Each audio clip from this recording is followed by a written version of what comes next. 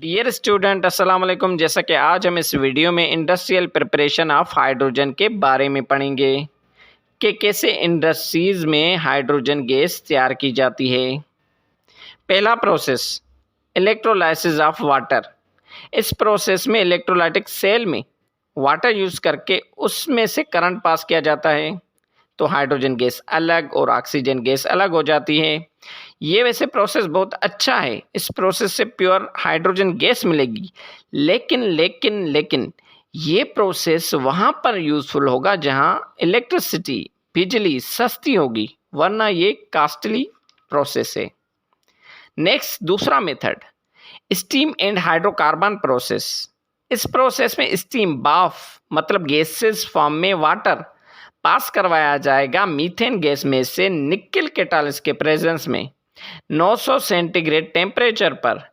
तो ये दोनों आपस में रिएक्शन करके वाटर गैस मतलब हाइड्रोजन गैस और कार्बन मोनोऑक्साइड गैस बना लेंगे। अब दोबारा इस वाटर गैस से स्टीम पास करवाया जाएगा 500 टेम्परेचर पर, तो कार्बन डाइऑक्साइड और हाइड्रोजन गैस बन जाएगी। अब ये दोनों गैसेज हैं, इसमें से हाइड्रोजन गैस कैसे अलग करें?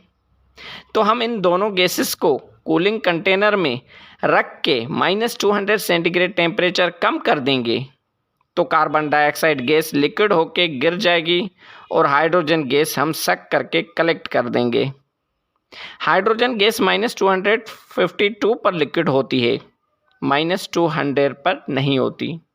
ये हो गया second method. Third method thermal decomposition of hydrocarbons.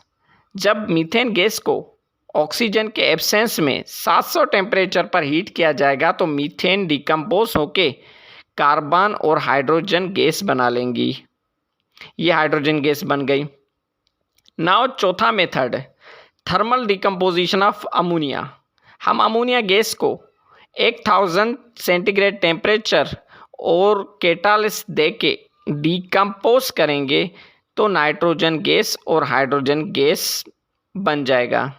अब ये दोनों गैसेस हैं, इनको अलग करने के लिए -196 टेम्परेचर कम कर देंगे, तो इस टेम्परेचर पर नाइट्रोजन गैस लिक्विड फॉर्म में होकर नीचे गिर जाएगी और हम हाइड्रोजन ईजिली कलेक्ट कर लेंगे कंटेनर में। तो ये था आज का हमारा topic industrial preparation of hydrogen. मज़ीद वीडियो देखने के लिए ये चैनल सब्सक्राइब करें। अगर आपको ये वीडियो अच्छा लगा है तो लाइक करें, शेयर करें। Thank you very much.